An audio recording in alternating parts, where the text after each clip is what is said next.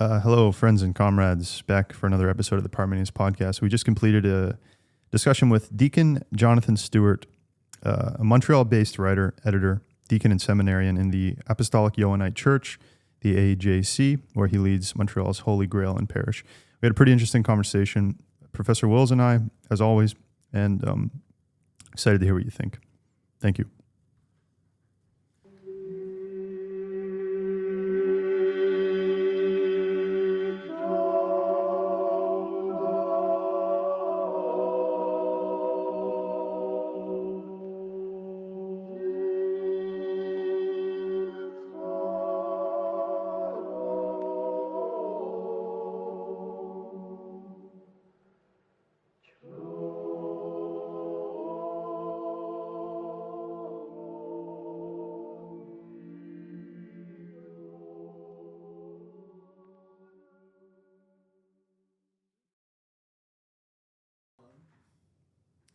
Hello, everybody. Welcome back to another episode of the Parmenius podcast. It's been a little while. We're in a new setup today. We're really excited, and we just wanted to give a quick shout out up on the top to Mauricio and Mary for letting us use the space, for your time and all that. Really appreciate you guys with the CRI here. What do you think, Bernard? Pretty nice, huh? Yes, it is. Here with Bernard Wills, nice as always. Setup. Nice setup. Yeah, thank you guys in advance. And so we're really excited to kick off this another kind of season of the Parmenius podcast, looking into, various questions. We're kind of all over the map with this podcast: humanities, philosophy. We're kind of spiritual explorers, all the rest of it. And so, on that note, we're really excited to bring in a particular guest that I kind of got in touch with through his online presence. Very excited to have on the podcast Jonathan Stewart. How are you doing today, Jonathan? I'm really good, Jordan, and I'm really excited to be here to talk to you folks, to talk to Professor Wills. I think there's a lot of great exchange that we're going to have, and I think there's a lot that I'm going to learn. So I've been looking forward to this ever since you contacted me. Wonderful. I love the humility there. Just a quick bio. Jonathan's a Montreal-based writer, editor, deacon, and seminarian in the Apostolic Johannite Church, where he leads Montreal's Holy Grail Parish. So just off the top, maybe you could just give us, our listeners, our kind of humble listenership, just for people who don't know anything about this kind of stuff. Can you tell us a bit about the kind of spiritual ecology up there, Montreal, and what your kind of congregation looks like?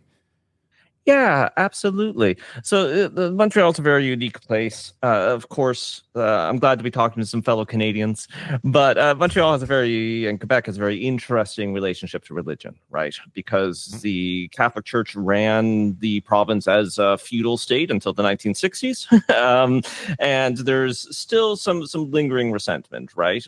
Strangely, Quebec has, one of the lowest rates of religious adherence in North America. It's also a big spot for new religious movements and quote unquote cults as well, right?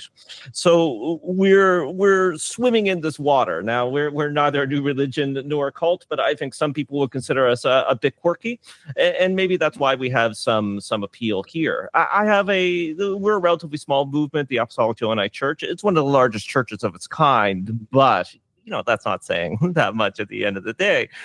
But we meet every 2 weeks. We have between 5 and 15 people who come, and we do sort of a variety of events. Within our tradition, we do celebrate perhaps what some would consider a more formal version of the Mass, what some people would recognize as perhaps a more Catholic, Anglican, high church style of the Mass. But we also have meditative versions of the sacrament. We have a few different styles. Here, the sort of quieter meditative version is the one that we often gravitate towards. I have a background in meditation, in mindfulness-based stress reduction. It also seems to be what the local community jives with. That said, we do celebrate more formal styles of Mass, and we're going to be doing that even more in the future. So we also do some fun things like field trips, movie nights. We're actually doing a craft night this week for said Mass. We do altar linens, so we're going to be making them together as a group. And we only have a handful of actual members, people who have formally joined the community. We have regulars, and what I mean by regulars is people who come every time they can. And we also have some people we've been running for a few years now. We have people who love it, but who literally stick their heads in once or twice a year. And it's kind of like, great seeing you. I'll see you next year. A lot of people as well, because we are a non-doctrinal church. And because we are open, and as I said, we don't have a lot of formal members, a lot of people are on other spiritual paths or they're explorers, and they like our vibe, so they come out and hang, and it's wonderful to see them. And I hope they get something out of it. And we definitely get something out of it, because it's always great when interesting people come and they sort of share their perspectives and their spiritual paths. And so, some really exciting things, I think, are happening both in the wider church, but in the local community. I've been doing it off and on for a number of years now. I am a seminarian. I'm aiming to become the longest running seminarian within the church community. So I am still learning and growing, but I have been a seminarian for a long time. So I will have to pick up the pace on that. But it's also sort of exciting to learn and grow and find my way with a community, and to have the community's input, and to sort of shape and direct it in a way that the community needs, if any of that makes sense. Yeah, wonderful. And so I heard in one of your discourses, you're very open to just people who are just interested in the kind of Christian or Christ symbology, or people who just like to participate in the community meditation elements of it. That's excellent. Can I ask you again, like just as a kind of brief primer for people who might not know anything about this, what drew you to the Gnostic Apostolic Johannite Church, for those who haven't kind of looked into this? Yeah, I grew up in the United Church of Canada, a wonderful community. I have nothing against it. I was a loyal member.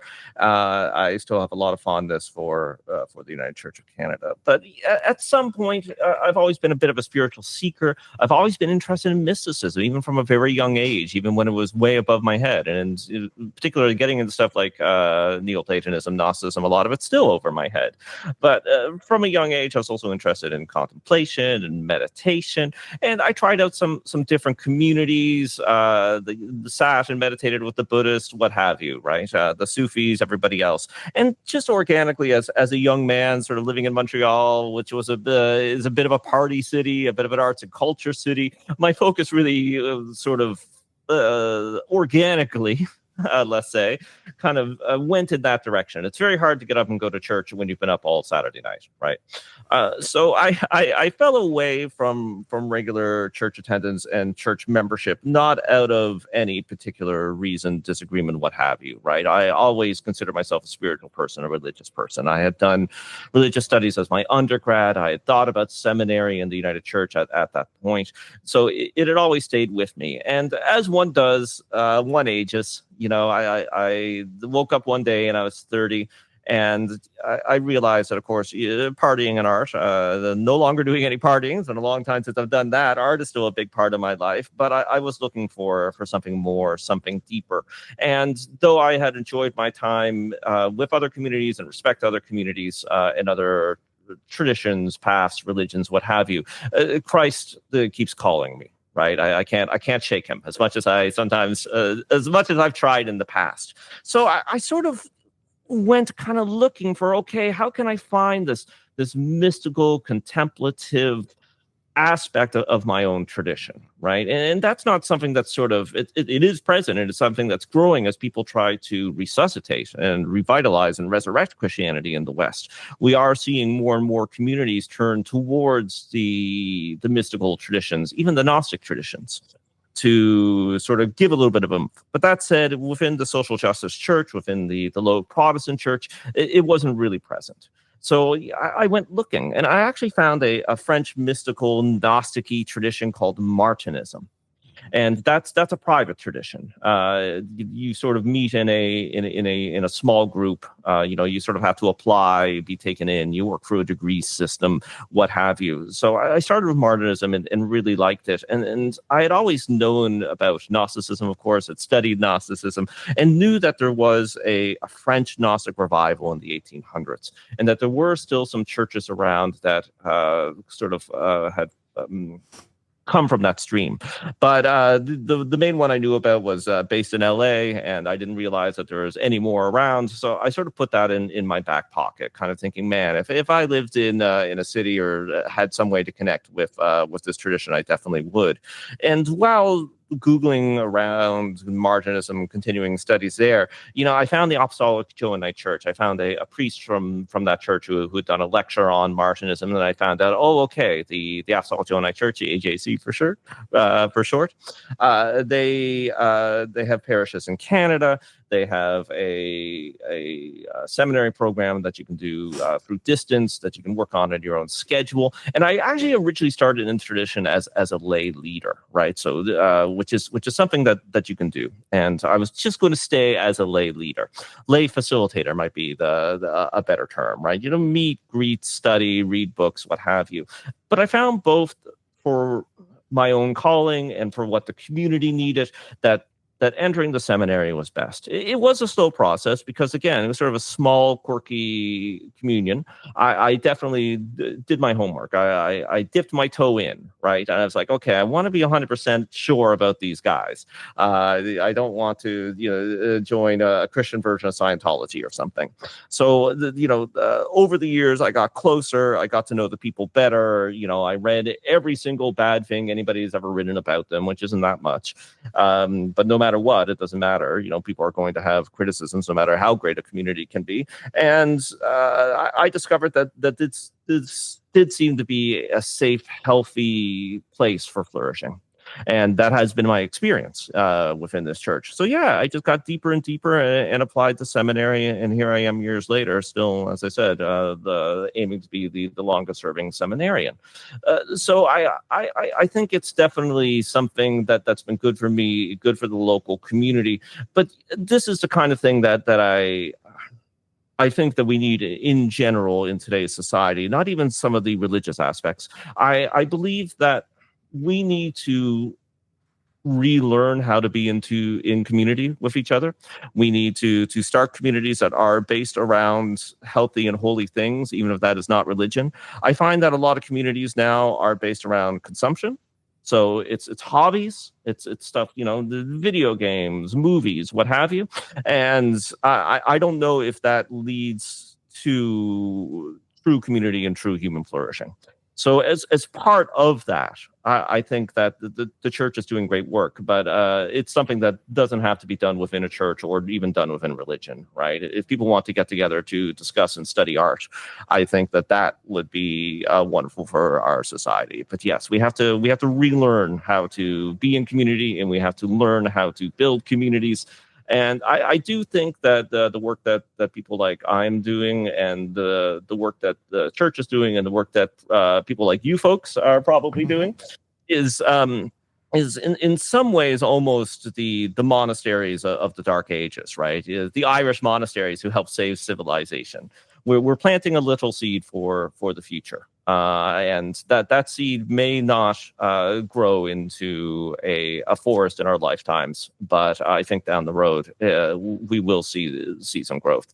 I do believe we live in a particularly dark time, and I think even lighting one candle in the darkness is someday going to lead to at least a hearth. So. Yeah, thank you for that. Okay, so I guess here is where I interject, and I suppose I'll try not to be rambling here. My question would be concerning your understanding of this term Gnostic, because there's many senses in which this is a highly contested term.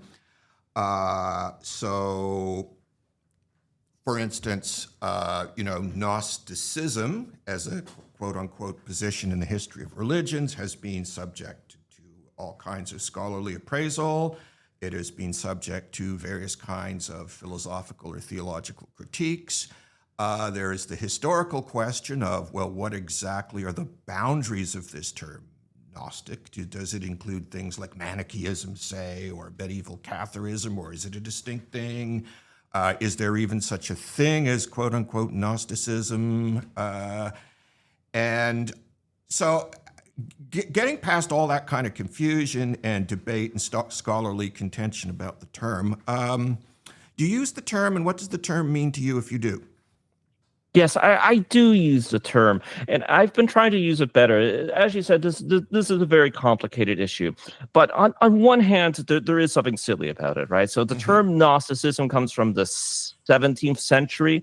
And some scholars say, look, it's a much later term that is based on heresiology that is grouping a bunch of unrelated groups together. There is some truth to this, right? Yeah. But is the term completely useless? I don't think so.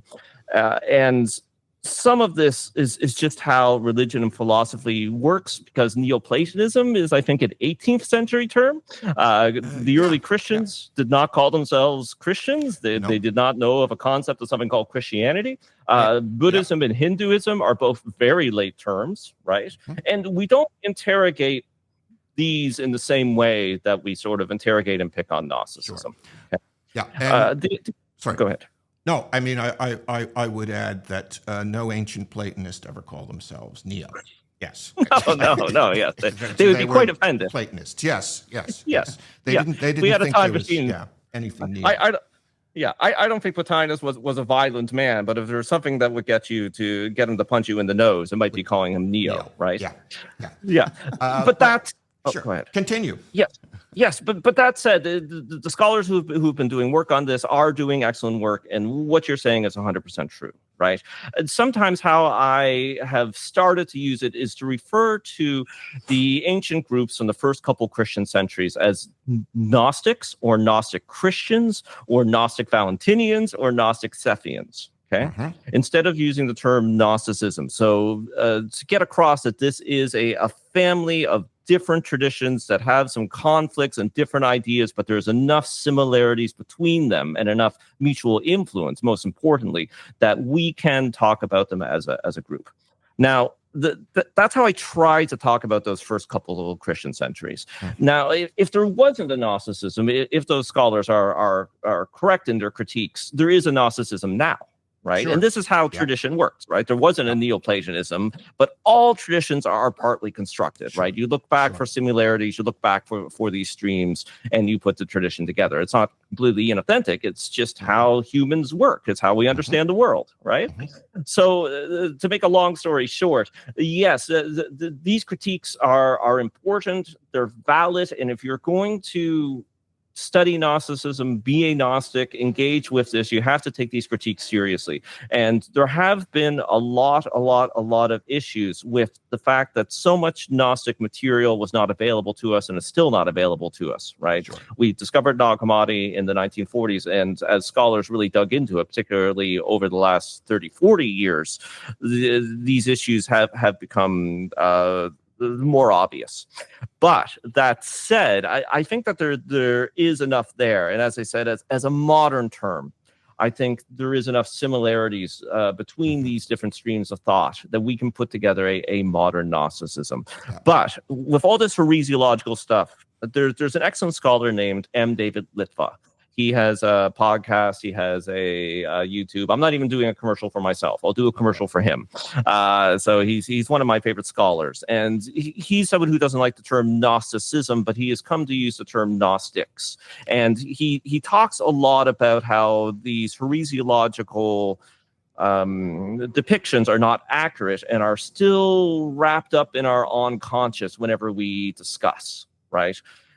Because we don't just have the heresiologists from the first couple Christian centuries. We also have, right up until the modern day,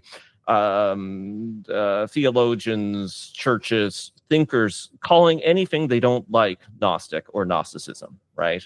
I see this a lot now. It's quite funny. As I said, anything you don't like. So I see some very conservative Catholics and evangelicals, right, point to anything they don't like, not necessarily even in religion, but within our society, and say, this is the ancient heresy of Gnosticism rearing its head again. I also see that from progressives. Yep. I'll see liberal Protestants point to something again that's not necessarily religious, but something in our society, and say, here's that ancient heresy of Gnosticism rearing its head again. So I think it is important to interrogate these heresiological stances that are sort of mixed in. And there are misconceptions, sometimes creative misconceptions, that have been detrimental. That said, because in my opinion, the way that kind of religion works, there is this creative misunderstanding that is generative. So I would say within modern Gnosticism, some of these ideas that the heresiologists had, because they've sunk into the tradition, are worth wrestling with and can be reinterpreted in helpful ways, if that makes sense. Sure. Yeah. Yeah. And I suppose, well, I might as well bring this up now because I like particularly interested in, as a scholar and a thinker, I'm particularly interested in a certain moment in 20th century scholarship where certain kind of landmark studies of Gnosticism were undertaken in Germany by Hans Jonas and in France by the marvelous, by the way, Simon Petremont, who was the friend and biographer of Simone Weil. And this is a moment where, people immersed in, the devastating wars and catastrophes of the 20th century were looking to Gnosticism to express a certain sense of world alienation. Because, of course, the great target for all of these individuals is Hegel, right? Because Hegel, in his Phenomenology of Spirit, lays out this magnificent vision of a myth of world reconciliation, where, essentially at the end of the journey, at the moment of absolute knowledge, where mind comes to consciousness of itself, the real is now the rational, and everything is reconciled in some way, right? And of course, the primary strain that people like Petremont or Simone Weil, or I think to a certain extent Hans Jonas as well, were interested in, was this question of kind of revolt against that vision of a kind of deeply incarnational Christianity that is, for that very reason, too sunk in world history, right? It's too implicated in necessity, right? And Simone Petremont wrote this book called A Separate God, and it's a magisterial book in all kinds of ways. And she states her concern there was to kind of save the notion of the goodness of God by holding God apart from the world, which has, gone in this catastrophic course with the Holocaust and everything. And so I suppose one of my questions to you would be, are you interested in that kind of dualistic, tragic, pessimistic strain of Gnosticism, which is, by the way, not the only thing there? I mean, you can find texts in the Nag Hammadi library, like the Gospel of Thomas, which don't seem to be marked by that kind of spirit. So I'm just wondering what you do, if anything, with that aspect of the tradition. I mean, do you emphasize it in any way? Do you de-emphasize it? Because, one thing, I have noted about, people who are into spirituality, people who are into New Age, they're very interested in a kind of concept of oneness, right? Kind of concept of harmony. And of course, the great 20th century, early 20th century scholars of were exactly about the opposite, right? I mean, you need the separate God, right? You need to hold God somehow apart from this horrible catastrophe, right? That is the world. So I'm just, interested in your thoughts about that. Yes, absolutely. This follows really well to my previous rant because, and I think, again, I don't speak for the church. I just speak for myself. And when I say that, my co-host, Jason Memo on Talk Gnosis, my podcast about Gnosticism, there's my commercial. I'll often put that disclaimer in. And he actually jumped in to point out that can sound like I'm being evasive or we're part of a cult where only the leaders can speak. But we're a non-doctrinal church that has a wide variety of thought. Okay. Sure. So I can't speak for everybody in the church, right? Sure. And I'll send you folks a link. Instead of doctrines, we have the organizing principles, sort of similar to, say, the Unitarians, right? Maybe folks can link that up. People can check it out. for me personally, and sometimes the way that I explain Gnosticism or talk about it with my community, I always put that asterisk on, right? Hey, this is my personal interpretation. You can have your own interpretation. This is some of that generative misunderstanding that I actually think is helpful when it's not taken too far, because both of those books, as you pointed out, are amazing. And I've always been a bit of an existentialist, right? And Hans Jonas, a former Montrealer, who of course taught at McGill. Yeah, I did not know. Yep. Todd McGill lived here for a number of years after World War II. His existentialist reading of Gnosticism, he did not have access to Nag Hammadi or a lot of primary texts, right? So for a lot of people, again, Dr. Litva, I'll send this to him. He's somebody who's very critical of Hans Jonas and in his interpretation. I do find it helpful. I think it is a perspective that modern Gnostics should take a look at, even if it's not what the ancient Gnostics are saying. You know what I mean? Sure. Just because ancient Gnostics weren't saying it doesn't mean that it can't be incorporated into your perspectives into the modern life. So for me personally, I find those perspectives to be very helpful, but I don't think they're the be all and end all, and I agree with the critiques of somebody like Dr. Litva and many others, right? That this is not necessarily 100% what the ancient Gnostics were saying, though I think it was what some of them were saying, and if it's not what they're saying, I think there's enough wiggle room of interpretation there that this existentialist reading, the existentialists weren't around 2,000 years ago, so you can't have an existentialist reading necessarily, right? Sure. Yeah. Again, this is just how religion and philosophy works.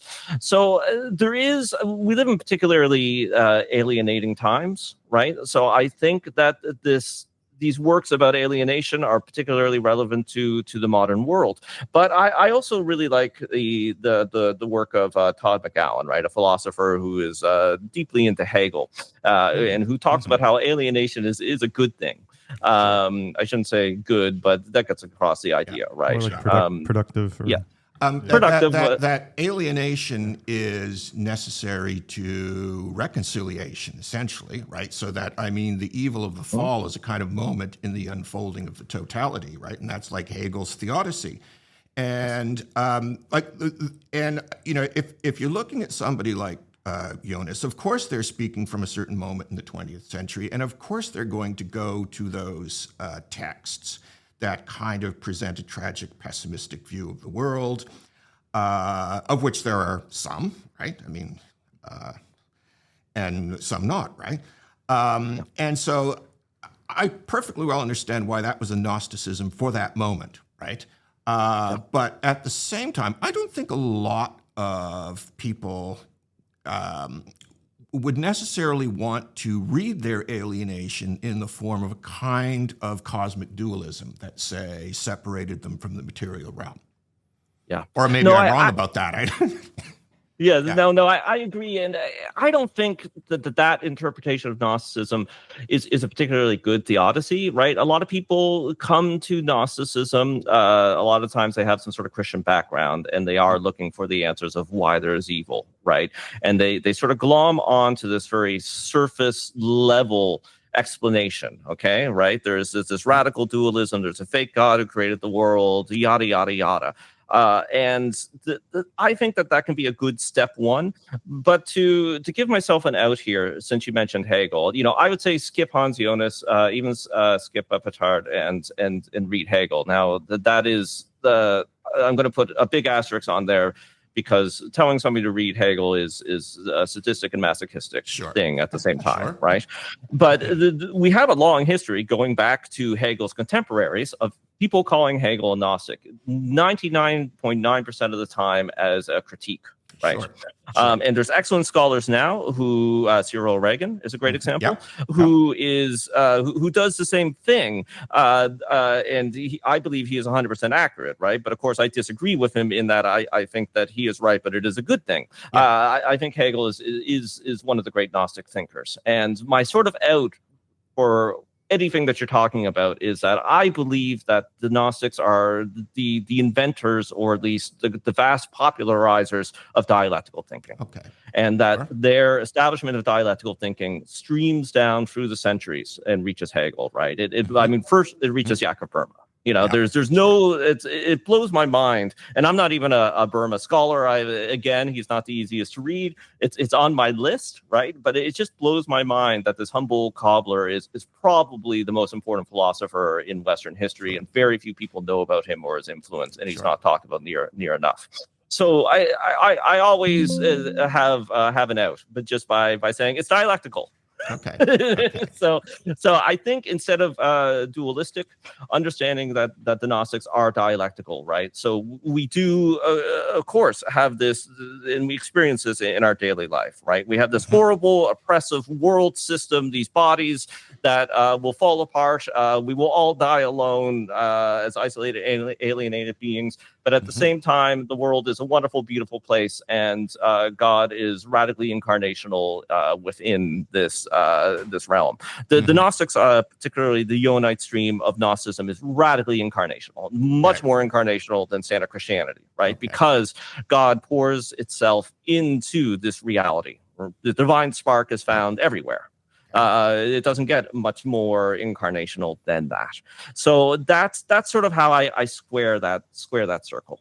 And I think understanding, moving away from Gnosticism as being the capital T, capital H, capital E, dualistic thought system is not correct, right? It is dialectical monism at the end of the day. Well, I mean, I could give you my impressions on that for what they're worth. I mean, I think that moment of an attempted speculative resolution of duality into monism is present in certainly the Valentinian stream. Yeah, and I mean, I don't know, putting aside for the second how philosophically successful you think that is. I mean, Plotinus didn't think it was philosophically successful, but that was at least the effort to produce a kind of genuine dialectical speculation that resolved the duality of the world into a first principle. Great, fantastic. Yep. That's Platonism, that's Neoplatonism, that's medieval Plato. That's great, right? And I suppose the problem would be, well, what do you do with that other stream, which, well, for instance, it certainly manifests itself in, I don't know if Marcionism is a Gnostic movement or not, but at least cognate in some sense. Is Manichaeism a Gnostic movement? It's at least cognate in some sense, right? And that's a kind of willingness to let the world simply fall into opposition, okay? And I suppose my ultimate take is that within the Gnostic schools of antiquity, this was a debate, as in all schools. And if I had Simone Weil or Simone Petremont here, that's the debate we would be having. I would be saying to Simone Weil, I don't think you're incarnational enough. And Simone Weil would be saying to me, well, Dr. Reels, you're too accommodated to the world. But at any rate, I mean, the purpose of engaging with these texts is not really to relitigate Plotinus or Irenaeus or Valentinus or any of these people. It's to appropriate something for us in the present day, right? Yes. And for you, that would seem to be a kind of incarnationalism, which you distinguish from Orthodox Christianity. But I would like to hear more about how you might make that distinction. Yeah, that's an excellent question. And in some ways, I think particularly in my personal beliefs, but what I see in wider, what's sometimes called ecclesiastical Gnosticism, right? Again, it's often presented as a critique, but a lot of the modern ecclesiastical Gnostic movement are called Neo-Valentinians. Sure. Right. Because we're trying to, I don't think that's completely accurate, but at the same time, there is some truth there of trying to sort of be in the middle between what we now know as Orthodox Christianity and the ancient Gnostics, as well as sometimes I look at the modern Gnostic churches, and as I said, they're high churches. It's formal liturgy, and there's stuff that has been preserved there that's pre-Vatican II, that is very ancient and very sort of wired into the wider Christian tradition. I guess to try to answer your question, Gnosticism is in some ways just a heightening of the Christianity that we all know. They dial everything up to 11, right? And we see this in the Gospel of John, which I do believe to be a proto-Gnostic text. So there's an excellent scholar, Dr. April DeConnick. She has 2 great papers about the demiurge actually being present within the Gospel of John, right? And of course, we have all that world stuff in there. So what is different between, you know, the Gnostic Christology, Gnostic incarnationalism, and quote unquote mainstream Christianity? Sometimes there isn't, because as I said, with this sort of resurgence of mysticism, you could probably talk to a lot of low church Protestants who would have ideas about pantheism or panentheism, right? Yeah. So about a radically incarnational God, even the Death of God streams, right? I mean, those again, which I do see as because they come from Blake and Hegel partly and Kabbalah, that those two, right, are partake of some of the Gnostic insights. So at the end of the day, you know, the major differences may not necessarily matter when you're talking about a non-doctrinal church, right? Sure. Yeah, but I think, you know, straight off, the number one thing, if you're going to be talking about at least some cliches, but also deeply held beliefs of many Christians, you know, part of that difference would be the godhood of Jesus is not that much different than the godhood of anybody else, right? So we are all equally incarnations of the divine, where Jesus is this uplifted, purified exemplar of that divinity, the path that we can follow and become like him. Again, I mean, this is just the imitation of Christ, right? This is very traditional Christianity. But of course, we do have that extra step, right? That we are completely divine and we can grow into our divinity. So it's really a matter of focus, because you can find similar ideas in other Christian communions, but this is just kind of front and center. So if you want that to be front and center, please come to a Gnostic church. If you want it to be a little bit more sub rosa, somebody somewhere else might be good for you. But you know, the salvation schema for Eastern Orthodoxy. I was going to mention actually the Eastern Orthodox conception of theosis, which is loathed by low church Protestants as far as I have ever known them. Right? Okay. And this is this is what we have in St. Paul, right? This is actually what we have in the Gospel of John. This is our earliest ideas about salvation that we know of, right? Paul's the first Christian writer, and it is theosis. Jesus is the firstborn; he is the first fruit, right? We too are like him. We too can blossom like him. You know, we can be the seed, and we can grow into our full divinity. So it's more of a matter of centering these ideas, as opposed to they're not found elsewhere, if that makes sense. Sure. Well, okay. I mean, if you are coming from a kind of, you know, low church evangelical Protestant or progressive Protestant background, well, yeah, Gnosticism, like that tradition, you know, it's very practical, it's very focused on social justice, and that's fantastic. But it is not a mystical tradition, and it is not a contemplative tradition. And some people are always going to need that. Exactly. And I'm one of the people who needs that, and some people don't, and that's fine, right? Like it's it is we you know, we live in the 21st century. People can join whatever religion they like, and that's there's a freedom there. So I think for those that resonate with those ideas, I would definitely say the AJC or a similar community is for you. And as I said, because we do have a lot of this traditional Christian stuff, it can vibe quite well. That said, you know, as Jordan was saying at the beginning, something that I'm constantly saying with my own group is you do not have to be a Christian to attend, right? You have to be comfortable with Christian symbolism is the way that I put it. You can believe whatever you want, but if the Christian symbolism is not helpful or generative, I'm saying, take a shot every time I say generative or productive, but then perhaps you should go become a Buddhist or something, right? But if that symbol set activates something within you, then this is a good place to be a contemplative or a mystic, right? If you can at least work with that symbol set at least a little bit. So yes, that's at least my understanding, my explanation. And as I said, being a deeply Christ-centered individual, having the smells, the bells, the tradition of the liturgy, the drawing upon the last 2,000 years of Christian mysticism, I think is a great gift. That is also sort of another problem with some. I do this a lot. I'm not trying to pick on anybody, but and I don't argue online for the most part, right? But this is a particular bugaboo of anybody who knows my podcast, particular bugaboo of Jason and I, that there are a lot of people who have decided that they're Gnostics, which is great, but they're not part of a community. They have this heresiological, alienated, world-hating, Christian-hating, right?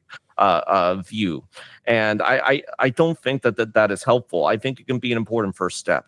Just like what you were talking about before, when we're relitigating some of these ancient debates, we don't necessarily want to do that. But I think, the only way through it is through it.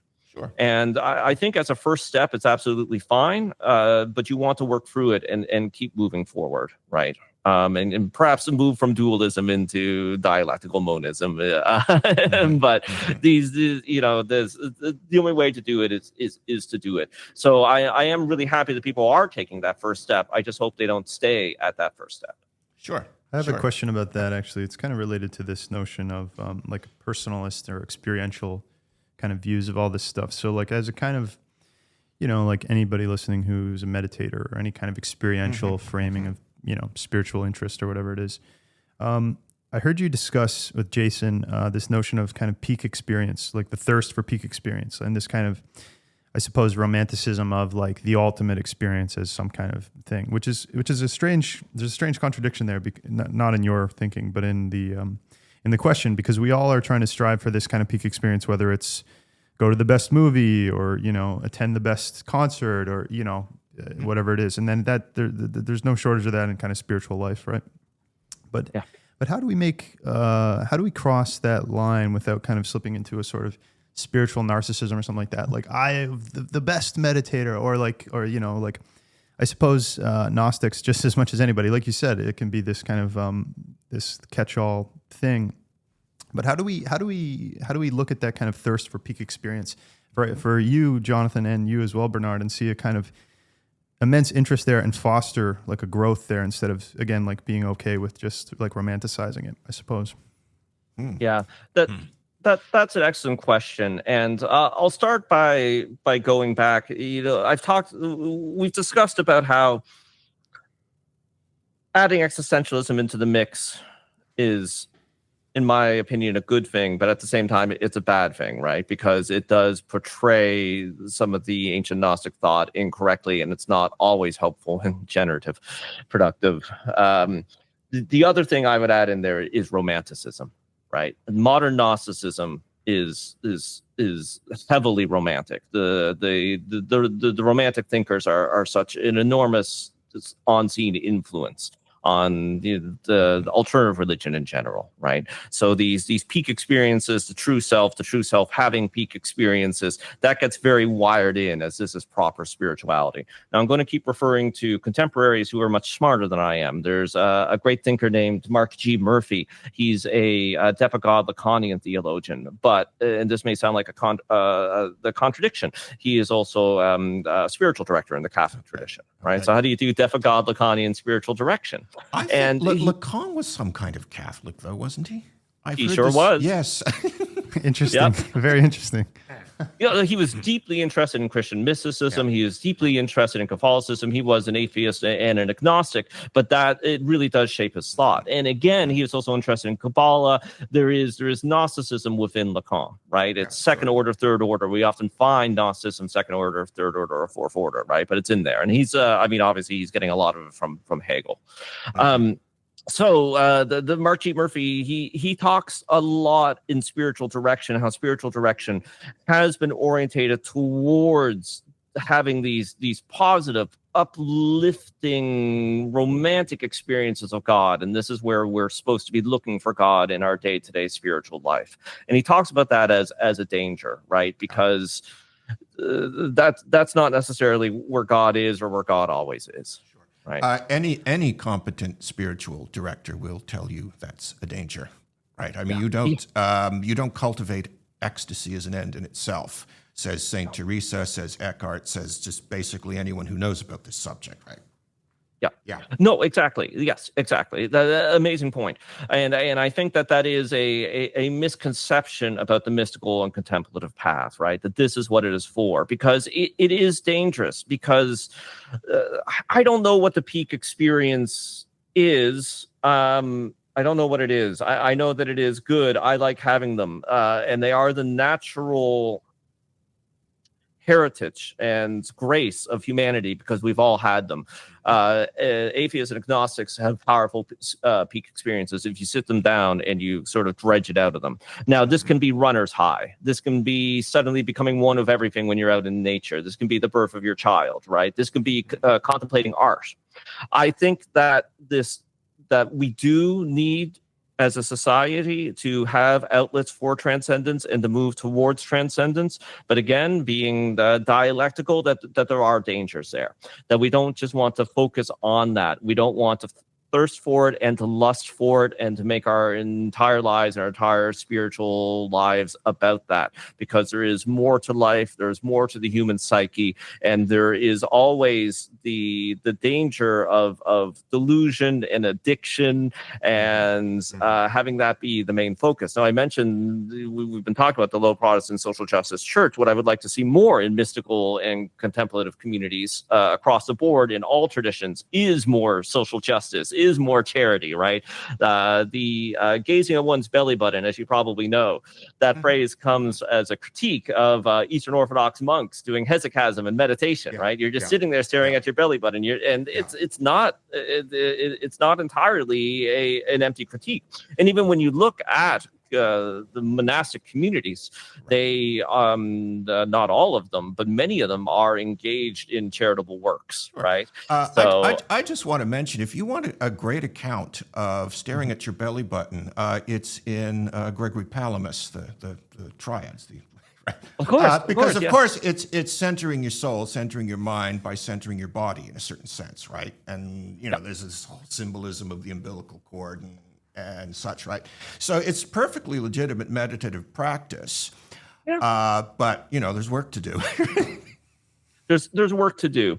So so that's basically my answer to it, right? It's good, but there's a big asterisk. There's a lot of dangers, and I wish I just had an easy answer. And when I was younger, that would have been my easier answer, right? We live in an alienated society that is cut off from the Godhead in some way, and with the way to fix it is by encouraging peak experiences and transcendence, right? Sure. There's still some truth to that, but there's a lot of buts and what have you, because I haven't figured this out. Maybe you guys know the answer, but I can go out right now and buy 5 tabs of LSD, and I can have an experience that is very similar to what people say the mystical experience is. I can become one of everything. I can fly up into the sky. Is that good? Is that bad? I don't know. I know that I could spend the rest of my life doing that. I could take LSD every day and just fly up into the heavens. Is that good for me? Is that good for my family? Maybe. I bet you the answer is no. No. So, no. I mean, I suppose the answer to that, if there's an answer to that question, is.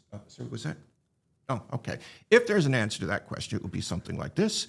What is the difference between an epileptic and a mystic, or a schizophrenic and the line is sometimes notoriously thin. But and I guess I would go a little bit Jungian at this point. I would say, yes, you might have these ecstasies, you might have these visions, you might have God speaking to you, or you might not have God speaking to you, whatever, right? It's a matter of how you integrate that into a functioning personality, right? Yes. And so for Jung, it's about like, do these experiences that you have allow you to achieve a kind of psychic wholeness, or is your self, in a certain sense, being kind of simply erased when you sink back into these images from the unconscious and such like, right? And an interesting example of this is, I recently reviewed a book by a man named Jeffrey Kripal, something like this. And it was about... I think it's Kripal. Yeah. It was about UFOs. And this is the question that, I was left with at the end of the book. You have these people who have these powerful experiences, and they symbolize them somehow to themselves as being abducted by aliens. And they're like shamanic experiences. They involve suffering, but they also involve ecstasy. And the question I had at the end of this is kind of my question for like UFO cultists and things. If what that leaves you with is paranoia and suspicion, and the world is all lies, and the government is covering everything up, then I think you have not realized what was valuable in that experience.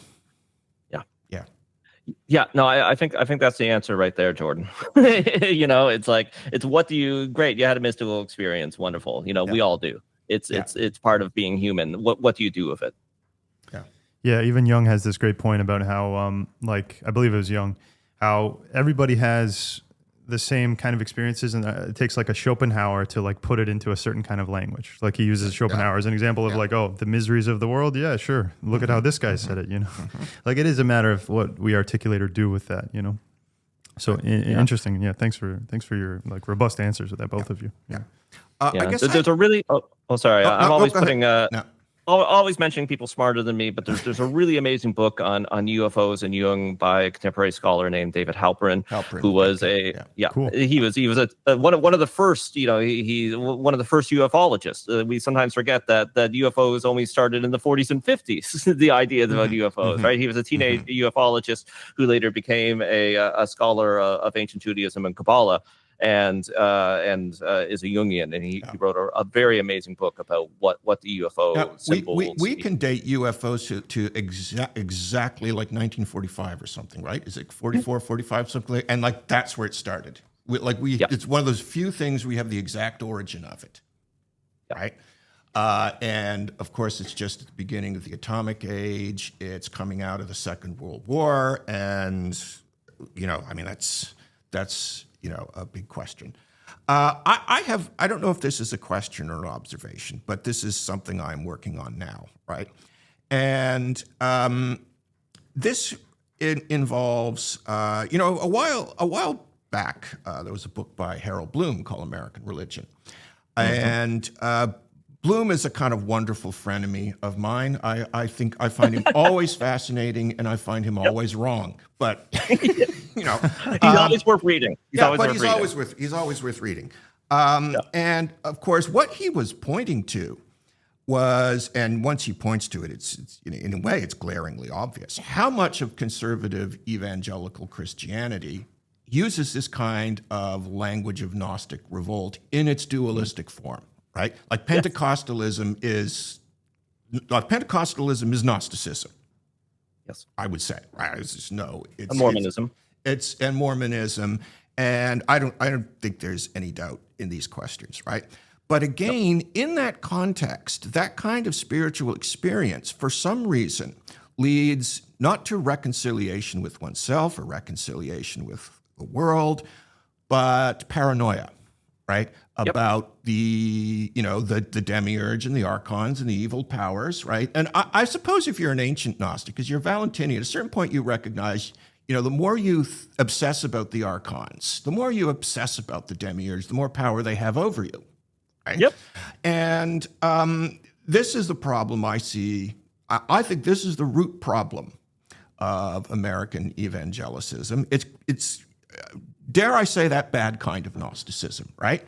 It's one that is so focused on certain kinds of alienation, spiritual alienation, alienation from the community, the nation, whatever, right? And there's a great phrase an American political writer, Chris Hedges, uses. He calls it poison solidarity. Yep. Right? And that's the notion that we are the elect, and we will be saved from the wreckage of everything. But of course, the world is out to get us because we are the elect, right? Yep. They hated me, they will hate you is the scripture text that would perfectly, exemplify their attitude, right? And if I go on X, I guess it's called X now, I see this literally everywhere. This exact pattern of thinking, which is, can we agree in calling that the false Gnosticism?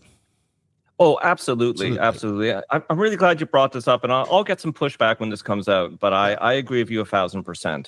And here's the thing, right? Is Gnosticism is pretty obscure, and when I tell people what I'm into, I actually volunteer as they don't call them chaplains anymore, but a faith liaison at McGill. Right. Okay. Yeah. And of course, when I tell people what I am, I say, I'm a Gnostic faith liaison, and they say, oh, the agnostics. Right. Mm-hmm. We need somebody for them. Yeah. Okay. Okay. Yeah.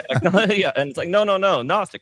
But here's the irony is that Gnosticism is everywhere. I think it is, and it's so incredibly influential. It's sunk into the unconscious of the West. And if you told an evangelical that they're a Gnostic, again, they might, they might punch you in the nose. I don't know. I will tell you a wonderful positive experience that I had, which was there was a pretty evangelical, perhaps conservative-ish, but lots of asterisks on there, unaligned, independent evangelical church that got in touch with me through McGill. Now, they actually have people from different faith communities come in once a month and talk to their community. And they actually thought, for some reason, that I was a Buddhist. And I said, no, I'm not actually a Buddhist, but I'm a Gnostic. And, I'd love to come and talk to you folks. And we actually found lots of points of agreement, right? Obviously, I used the Gospel of John pretty heavily.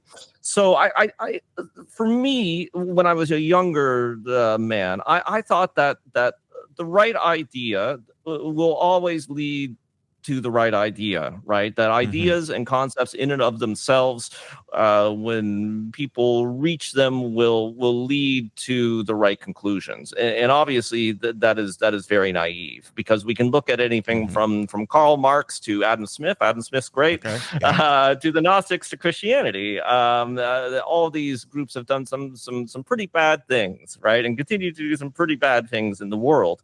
So I do believe that the Gnostic ideas, that Harold Bloom is right. They are everywhere, unrecognized, uninterrogated. And I think because they are sort of piecemeal and not put together, that's why they sort of become toxic, because it's some of the important and main but not cohesive ideas from Gnosticism that have sort of gotten out there, and perhaps just by themselves or combined with other things are not actually that great. Okay. So and of course this could be my bias, right? I see Gnosticism everywhere because I'm a Gnostic and it's all I think and read about all the time. But at the end of the day, I think I'm right. Okay. It could be my hermeneutic lens, but it could be how I see the world. But I do think it's everywhere. I think it's so much more important than people realize, and I really think that it is completely sunk in.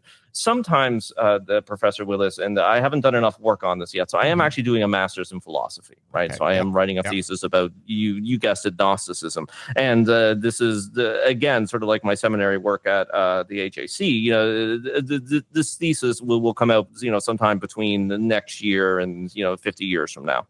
And part of that thesis is talking about that the history of Western religion and philosophy is partly a struggle with Gnosticism. Sure. The Gnostics' ideas are so potent that they really get in there, and people are arguing and wrestling with them even if they don't realize it. So yeah, I completely agree with you. I completely agree with Harold Bloom. Lots of people will disagree with me, but of course I have that out, that this is not a complete system of Gnosticism, right? This is a few ideas that were their insights, that are very important, but have become unmoored from their wider context and then become unhelpful and toxic. I don't think it's an accident that Pentecostalism is one of the world's fastest growing religious movements, because people and it's related to your problem with the kind of social justice church. People are seeking a kind of ecstasy that in the ancient world we sought in the Dionysian cults and so on, right? And Pentecostalism provides that in spades. The problem with Pentecostalism is, you have these ecstatic experiences on Sunday. What do you do with the rest of the week? Well, like that's the problem.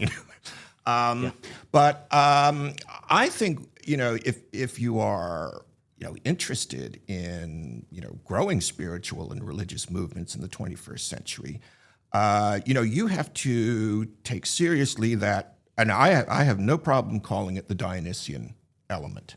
Right. Yeah. And you look at snake handlers in Appalachia, and they're handling snakes, and it's just like ancient representations of the mysteries, right? So like that's ancient paganism reborn in Christianity in a way that like Jung would understand, right? And they have no idea about that. They just, they think handling snakes is just a Christian thing, right? Now I suppose that's a hard question, though. Like, what do you do with that kind of spiritual seeker who wants to just kind of immerse themselves in divine immanence through like rock music or more like great rock music, by the way, speaking in tongue, glossalia, and these kinds of experiences, which I suspect that precisely because they're so powerful, alienate you from the rest of your daily life. So that you become this kind of paranoid, seeing Satan everywhere and so on, right? Is there a way to strike that? Is there a way to strike that balance? I think there is. And I think part of it is having a healthy, open community of people who disagree with you, right? Mm-hmm. Who can keep you in check. Mm-hmm. The phrase spiritual teacher, it's sometimes kind of pretentious, but my first spiritual teacher, in Martinism, the first thing that he said to me, right, is you got to stay grounded, right? The mission of the Gnostic, the mission of a Martinist, the mission of a priest, the mission of the spiritual person is to be the connector, to be the tree, right? You are between heaven and earth. You have to be deeply rooted in the earth, in your day-to-day life, in the secular life, in having a family, having a job. You put the roots into the ground, right? But the tree stretches up into the air. And that is the way to do it, right? You have to have that balance, and I think it can be achieved because they did it in the ancient world. The Eleusinian. Thank you. Yeah. Yes. So the Eleusinian mysteries, of course, were open to just about everybody, right? Like thousands of people poured through it, and a lot of these people were not upper class. They had to go back to their day-to-day lives, right? They had to plant and they had to sow, and they had to live the life of a peasant. And I think that kept them grounded while having these high peak experiences. So I would put another thing on there for the person who really needs it, which is, of course, starting with this important teaching that you always have to stay rooted. You have to stay grounded. You have to have interest in a life outside of this stuff, but you bring the stuff into that life, right? Yeah. You in some ways you break down the boundaries, right? But that is a later step. Sure. This is where, as I said, it needs to be worked through. Dualism is helpful at first. You find out how to compartmentalize without driving yourself crazy, because too much compartmentalization destroys the psyche. So you strike that balance and you work through the dualism so that you can be dialectical and you can bring this into this secular day-to-day life, right? Yeah. But you start with a compartmentalization, and you have this path. You know that you are going to be moving on to samsara is nirvana, nirvana is samsara. But you can't start there. You know, I wish you could start there, but for whatever reason, the way our brains are constructed is it has to be worked through, and people want fast, quick, easy answers. Now, I think another outlet, it's great that you brought up the mysteries, and this is where another place where people have a lot of problems and a lot of critiques about modern Gnosticism is that the most modern Gnostic churches, as I said, stream forth from France in the 1800s. And these churches, these revival communities, were very close and overlapped with occultists and so-called secret societies, right? So esoteric Masons, your Martinists, your Golden Dawn, what have you. Now, I don't think that those movements are for everybody, but they're private movements that are compartmentalized and have a clear structure. Sure. And a lot of the people who were in them in the 1800s and 1900s were people who generally weren't upper class, actually. They were bourgeoisie. Yeah. So they were, the middle class. But they had the normal day-to-day lives. A lot of them were clerks and government employees and stuff like that, right? So they were able to have this outlet, this private outlet, where they can kind of go a little wild, go a little bit crazy. And these groups and these techniques are sort of wired towards peak experiences, but they have a natural container around them. So I think that is another way. This is something I've gone back and forth on. As I said, I started with Martinism, and I never stopped with Martinism. I never moved away with it. I stayed in active Martinism, but I was like, do we need this in the age that we have a public Gnostic church? Because even in France in the 1800s, there was still conflicts with the Catholic Church, but also conflicts with a lot of these people were also artists and intellectuals, right? And it could be sort of embarrassing in France then and now to be into religion, right? Yeah, the French and their strong emphasis on the secular. Oh, so every French phenomenologist is heavily formed by theology, but no French phenomenologist will ever admit that. precisely, right? So keeping these, I don't like to say secret, right? But it's private, and I think that for many people, again, this can be the outlet for what you're talking about for ways to do it in a safe way that has this container. Later on, you smash the glass, right? You break the vessel, but you work through it first in this sort of safe, contained way. A lot of these groups is a degree system, right? So you're very slowly and carefully with a community and a teacher working through a curricula. But at the same time, you're doing weird things in the dark that are rituals to connect you with higher powers, right? It is these were an attempt to recreate the ancient mystery cults, and it worked then. Maybe it can work now. So as I was saying, I was like, do we still need these groups in the age of a public Gnostic church? And for a while, I was like, no, we don't. I've come back to yes, we do, at least for some people. Right. Yeah. I'm not saying that it is needed for everybody or for everybody who wants to be a Gnostic. And I think you can get this container, this balance through a public Gnostic church. But for whatever reason, everybody is different. We all have different brains. For some people, I think that this is perhaps the best way or a great way to do it. Yeah. Yeah. Okay. Do you have anything to add, Jordan? I guess we're coming up on time. Jonathan, thank you very much for discoursing with us, and Bernard for your insights, as always. Is there anything you'd like to promote for our audience? Anything like your channel, any work coming out, new discourses, dialogues in the future that we might be able to push? Yes, absolutely. So Gnostic Wisdom Network is the name of the actual proper name of the YouTube channel and sort of the wider organization. But we have had a few different shows in the past, but right now it's really focused on our main show, Talk Gnosis, which comes out 1 to 5 times a month. I had a kid a couple of years ago. I also have a very busy secular life. The AJC is completely volunteer, right? Nobody draws a paycheck at all. Nobody. So sort of balancing everything has been as well as doing seminary, as well as doing my freelancing, as well as doing my day job, as well as doing my parenting, yada, yada, yada, right? So we are kind of coming back to the podcast and trying to get it back up to speed and getting episodes out regularly. And as you said at the beginning, Jordan, we do a fairly wide range, as you folks do as well, right? So we do everything from interpretations of arts, novels, books, to talking to practitioners, to talking to secular scholars who are interested in this stuff. So the thing I always say is, if I wanted the show to be more successful, which I don't, I'd be fine with that. It would be more focused, right? But I think it's important to have this incredible width that we have. And what I recommend to people is, go and listen to the newest episode that came out, but maybe scroll, right? And, oh, hey, man, this looks like something I'd be interested in. Yeah. So there's that. This is also a long simmering project. Perhaps like many of us, I have a couple gigs of PDFs that I'm never going to read. But I also have some interesting material in there that's in the public domain that's, not out there as much as it should be, and some stuff that's a little bit more rare, harder to download and find. And I'm going to start a small publishing project, right? I'm going to put together stuff related to the Gnostic and Johannite communities, sell them as ebooks for like 99 cents. You'll get them for free if you sign up for the Patreon at our podcast. So watch for that. So I think that'll be a lot of fun. I think the first book might be on the Johannite tradition, and then I might do one of poetry, right? I'm thinking maybe goddess poetry from the 1800s, early 1900s, the stuff like that. So yes, so everybody look for that.